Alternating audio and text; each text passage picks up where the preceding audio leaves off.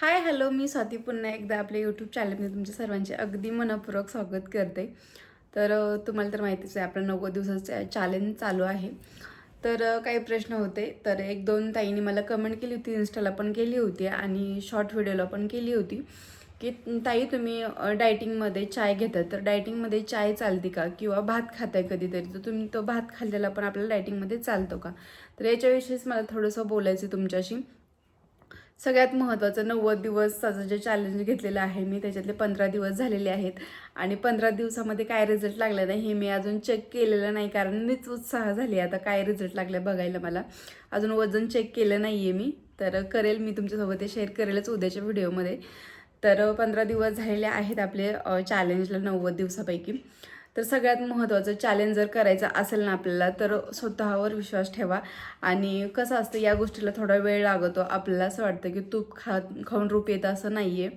या गोष्टी ना हळूहळू सगळ्या होतात. मला पण असंच व्हायचं पहिलं. डायटिंग करायला लागले की 8 दिवस मी डायटिंग करायचे, उपाशी राहायचे, परत प्रोटीन वगैरे ज्याच्यामध्ये आहे ते पदार्थ खायचे आणि चेक करायचे वजन मी की किती कमी झाले.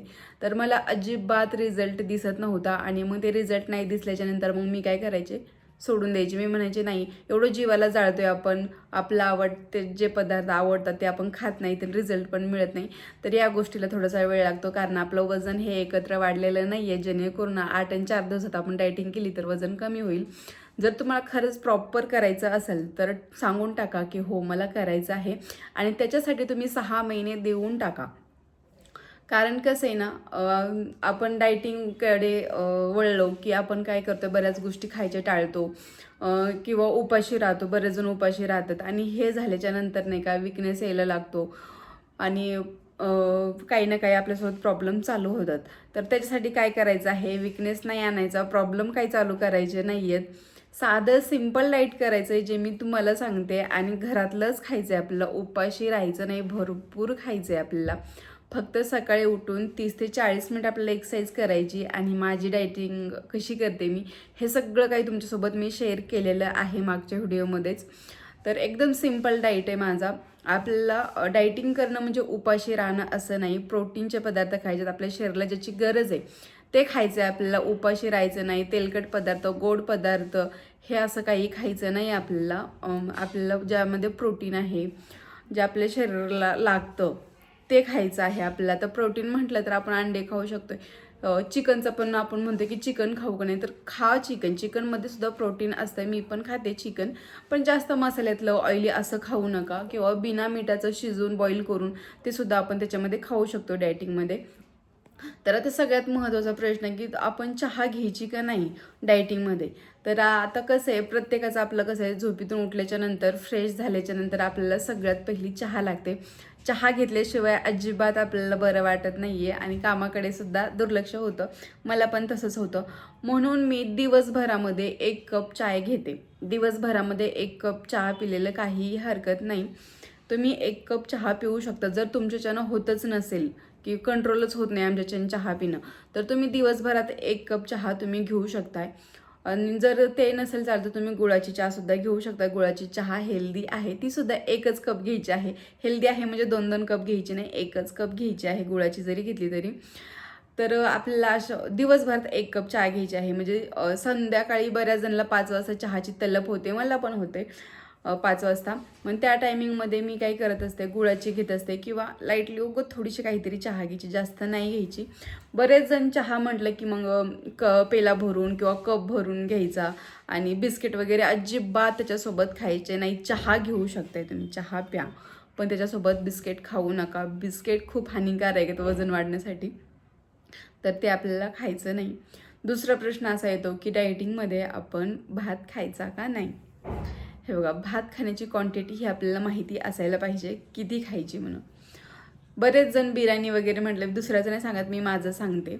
मला बिर्याणी म्हटलं की मी अजिबात तोंडावर ताबा ठेवत नव्हते. पोट भरेपर्यंत मी अगदी दाबून बिर्याणी खात होते, आणि खाल्ल्याच्या नंतर असं वाटायचं उगाच खाल्लं एवढं, हे किती अनहेल्दी आहे. प्लस बिर्याणी म्हटलं की ऑइली वगैरे आलं. त्याच्यासाठी काय करायचं आहे, आपल्याला भात कायमचा सोडून द्यायचा असं नाही म्हणत मी. तुम्हाला जर राहवत नसेल तर तुम्ही भात 1 वाटी घेऊ शकताय. वरण भात म्हणत असाल किंवा बिर्याणी म्हणत असाल किंवा मसाले भात असं आपण बनवतोय कधी, तर सारखाच मी तर नाही बनवत, पण एकाल दिवस असतो माझ्याकडे भात, तो पण मी भरपूर नाही खात. तर एवढीशी वाटी जी असते ती एवढं मी भात घेऊ शकते, तेवढं खाऊ शकतोय आपण.